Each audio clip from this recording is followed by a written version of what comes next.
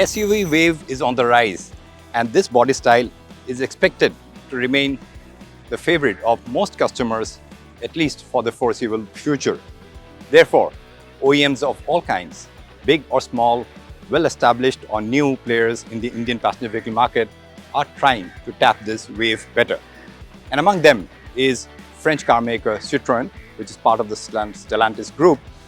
And Citroën is all set to enter the midsize SUV segment with this one, the C3 Aircross SUV, and try to get a fair share out of the segment which constitutes to about 10% of the Indian passenger vehicle market. But as they say, the taste of the pudding is in the eating. Therefore, I'm going to drive this vehicle first to get an idea of how Citroën has put together this SUV, which will also challenge some of the well-established brands in its segment.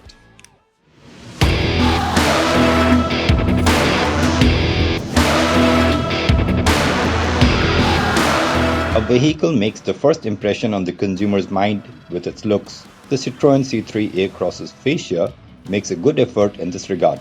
It shows that the SUV is a bigger sibling of Citroën's entry-level model, the C3, but with a bold, more impactful look, thanks to the flared front fenders and a large bumper. LED headlamps would have added to the design and tech quotient of the SUV, but that's not an option here. The family look continues in the rear, but it's not as impressive as the fascia. What helps the C3 Aircross in having a ground clearance of 200 mm and the road presence are its 17-inch wheels. The suspension setup takes all the bumps in its stride, offering good stability at high speeds as well. I found it to be one of the strengths of this SUV. The C3 Aircross, which offers 110 PS of power, will be available in a single trim only. The vehicle has a Gen 3 1.2-litre turbocharged petrol engine and is mated to a 6-speed manual gearbox. And talking about gearbox, the C3 Aircross SUV will be available only with a manual transmission, at least for some period, because Citroën India says that an automatic gearbox will be made available in this model at a later stage.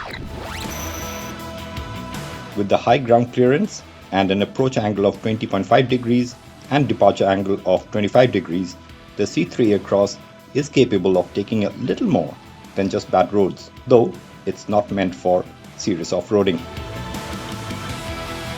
With the C3 Aircross, Citroën wants to cater to the sets of customers looking for a regular 5-seater SUV or one with a seating capacity of 7 people. The OEM prefers to call the 7-seater version the 5+2 variant. Goes well because the third row seats can be more comfortable for children than full-grown adult passengers. With the detachable seats removed, the C3 Aircross has a 511-litre boot space, while in the 5-seat configuration, it is 444 litres. The cabin, I find it quite spacious, and the dashboard, the cockpit, the top half is more contemporary than the bottom half.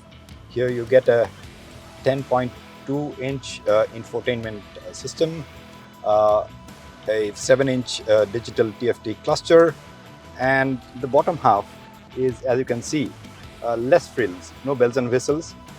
It shows, it reflects Citroën's approach of offering, focusing more on practicality and less on fancy features.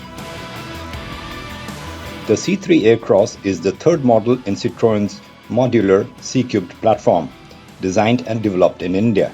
The platform is powertrain agnostic, so like the C3, will the C3 Aircross also get an electric version later?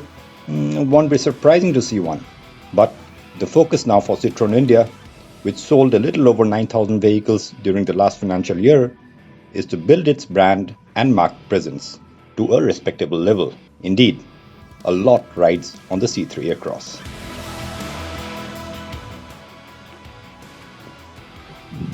After having spent a few hours with the C3 Aircross here near Mahabalipuram, I can say that this is a car which is more practical and less fancy.